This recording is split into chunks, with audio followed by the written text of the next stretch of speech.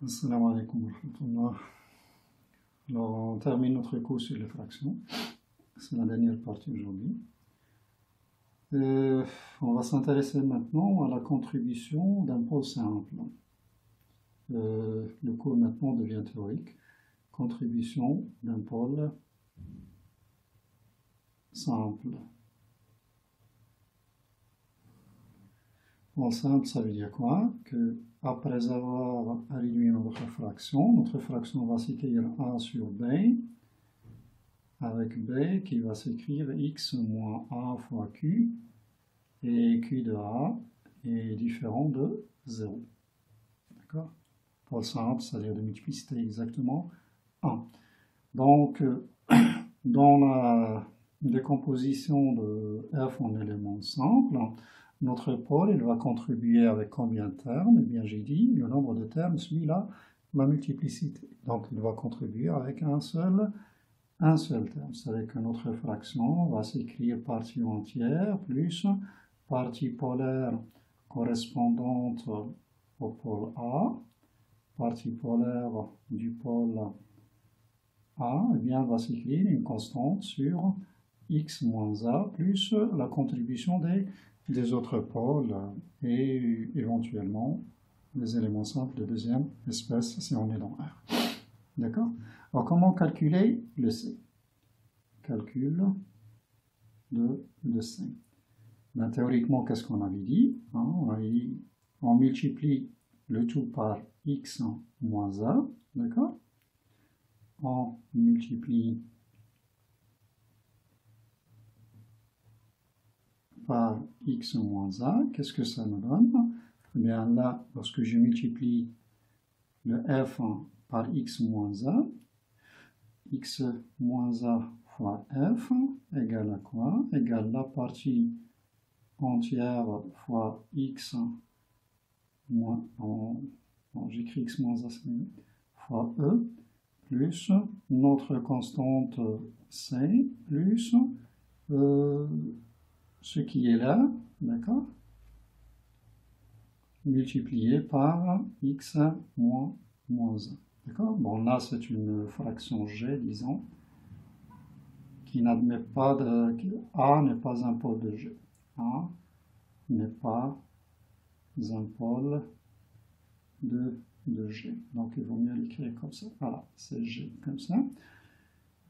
Or, x moins a fois f, ça va nous donner quoi? Donc ça c'est x moins a fois a sur b, et b n'est autre que x moins a fois q. Vous voyez bien la simplification, ça vous laisse a sur q.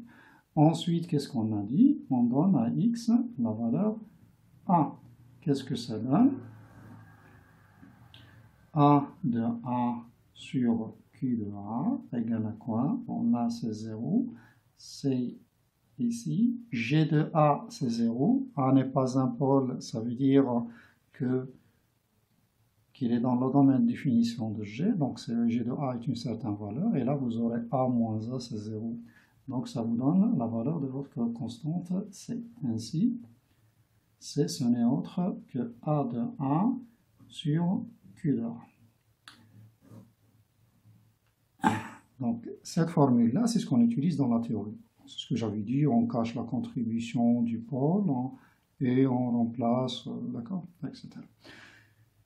Ça, c'est pour les petits exemples, d'accord, là où Q de A est facile à calculer, d'accord.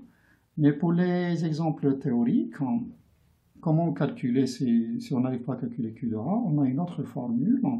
Pour ça, il suffit de remarquer que Q de A, comment obtenir le Q de A? Comment obtenir Q de A d'une autre façon?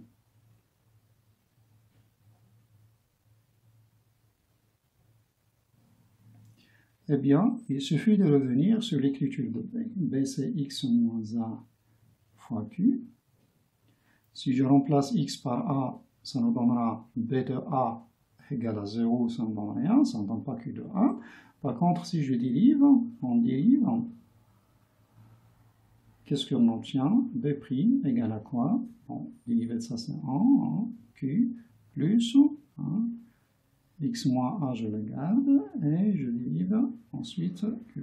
Alors, de sorte que lorsque je remplace le x par a, ça me donne b' de a égale à quoi? Q de a, 0 fois q' de a. Vous voyez bien le q de a, c'est quoi? C'est b' de a.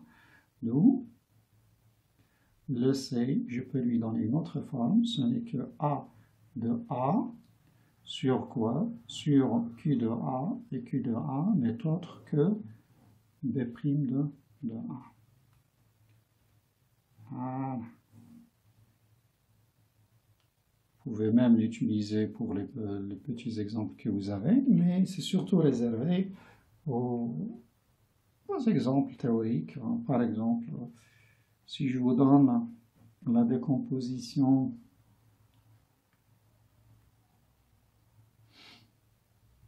de 1 sur x puissance n moins 1 dans C de x,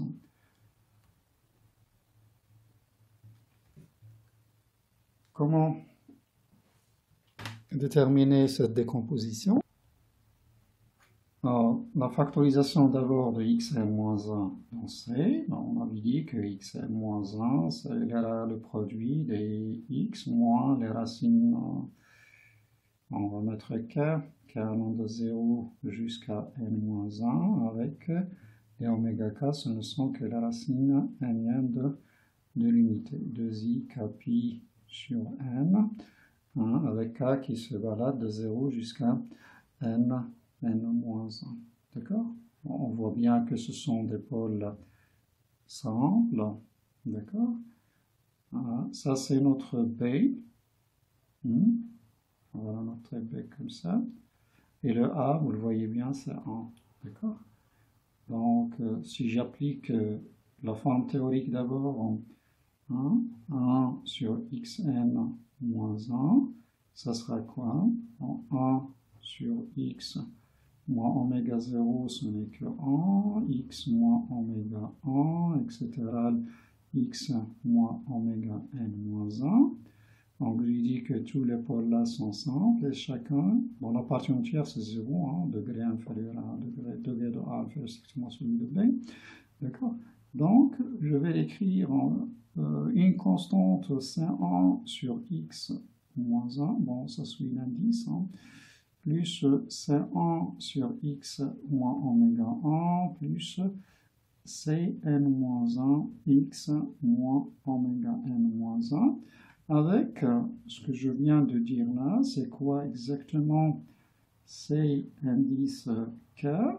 Eh bien, ce sera A de votre, bon j'écris là, A c'est 1, A de oméga k sur quoi? Sur B' de oméga k.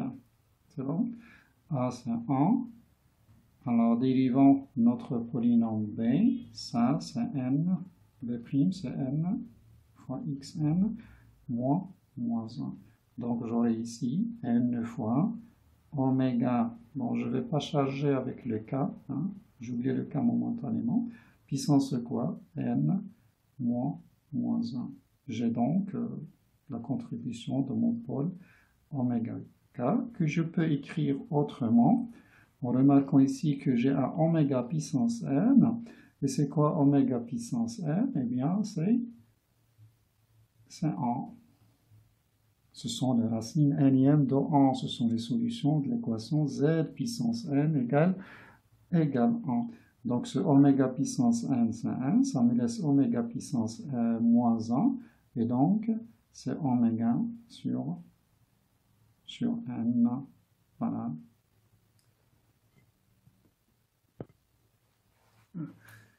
On continue toujours le volet théorique. Alors maintenant, on va s'intéresser à des fractions très particulières, à des fractions de type P' sur P. Comment décomposer de telles fractions? Décomposition de... Voilà. Eh bien, lorsque P est scindé, bon, écrivons P sous la forme scindée. Bon, disons que c'est lambda fois x moins a puissance alpha. Bon, on va mettre un 1, et là une multiplicité m1, etc. X moins a indice k, et là une multiplicité mk. Bon, d'abord, comment dériver, comment donner une belle expression à la dérivée de P. D'accord. Alors, je vais aller de proche en proche. Bon, j'écrirai P sous la forme suivante. X moins A1 puissance M1 fois, et tout ce qui reste, hein, je l'écris sous forme d'un polynôme Q, comme ça. D'accord? Ça, c'est notre polynôme Q de là. J'oublie peut-être le lambda. Hein. Bon, le lambda, ça va pas, il va se simplifier puisque P', ça va commencer aussi par lambda, la linéarité. Alors on dérive, hein. P' c'est quoi? Je garde le lambda et je dérive ici comme produit, hein, F fois G. Alors dérivant, donc c'est M1 x moins 1 puissance M1 moins 1 fois Q, d'accord? Plus x moins 1 M1 fois Q'. D'accord?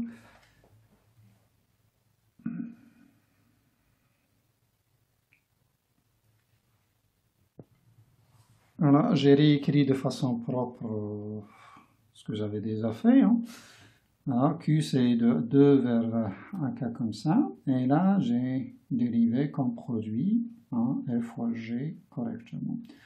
Alors, comment continuer? Là, regardons le Q hein, pour le dériver. Q c'est quoi? C'est la forme qu'il a. C'est exactement la forme qu'avait le P au départ. C'est un produit comme ça. Et on veut le dériver. Et donc, c'est quelque chose qui va se faire de proche en proche. Pour dériver le Q, qu'est-ce que j'aurai donc? M2 fois x moins A2 puissance m moins 1 fois 1 polynôme Q2, d'accord? Plus, et je dérive le Q2 encore, d'accord? Donc, mettons là, c'est un premier polynôme Q1. De sorte que, hein, de proche en proche, on démontre que P' c'est quoi à votre avis? Eh bien, ce sera lambda fois quoi? Eh bien, c'est tout ce que j'avais là. Bon, je peux l'écrire sous forme de fraction si vous voulez. Hein. Sigma de quoi? De M1. Donc, M, ça sera M indice I, un compteur que je montrerai I et qui va aller de 1 jusqu'à K. Donc, c'est MI x moins 1i, mi moins 1, et les autres, on va les garder avec leur multiplicité. D'accord? Donc, on voit ici M1, et ce moins 1 là, ça me donnera sur x moins 1. Donc, M1 fois, d'accord? Q1, x moins A2, M2, c'est quoi ça? Eh bien, ce n'est que notre polynôme P, d'accord? Avec le lambda qu'on va faire entrer à l'intérieur. D'accord? Pour reconnaître notre polynôme P sur x moins AI. Et ça nous donne exactement la décomposition. D'accord? Ainsi, notre P' sur P, c'est quoi? Eh bien, on divise par P, donc on va simplifier ici par le P, et ça va nous donner MI sur x moins AI, I allant de 1 jusqu'à K. Voilà la décomposition de notre fraction. D'accord? Les constantes, ce sont juste les multiplicités des pôles. D'accord? MI, c'est la multiplicité du pôle A, AI. Un petit exemple. Si on vous donne la décomposition de xn moins 1 sur xn moins 1, comme ça. Eh bien, il suffit de remarquer que votre fraction a un coefficient près de la forme P' sur P. Parce que si on dérive xn moins 1, c'est quoi? Si je pose P, c'est xn moins 1, sa dérivée, c'est n fois xn moins 1. Donc, vous voyez bien le xn moins 1 là. Hein? Donc, notre fraction f va s'écrire comment? Xn moins 1, c'est P' sur n. Donc, c'est 1 sur n. Et là, P' sur P. Alors, P' sur P, on a dit, c'est sigma d. Donc, c'est 1 sur n, sigma d. Alors là, je rappelle, le pôle P, c'est le polynôme, pardon, P, c'est un polynôme. Hein. Ce n'est que le P que vous avez ici. C'est xn moins 1, vous voyez bien. Hein, la décomposition produit de facteurs irréductibles. Ce sont des pôles de multiplicité exactement 1. Donc les MI là, ce sera 1. 1 sur quoi? Sur X moins les oméga K. Et K allant de quoi? De 0 jusqu'à tous les pôles. Hein, de 0 jusqu'à n moins 1. Vous avez donc la décomposition de votre